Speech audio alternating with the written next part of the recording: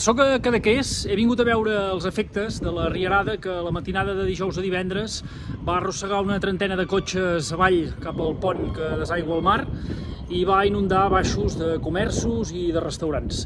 És evident que alguna cosa es va fer malament per part de la Generalitat.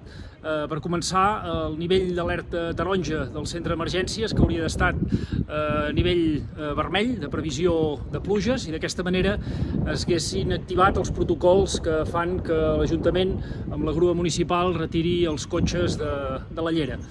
En tot cas, nosaltres, Junts per Catalunya, com a oposició constructiva, hem entrat preguntes parlamentàries per poder analitzar què va passar i poder proposar millores de cara al futur. I més que mai pren sentit el monogràfic que vam registrar aquesta setmana demanant un ple sobre la prevenció i la gestió de les emergències a Catalunya.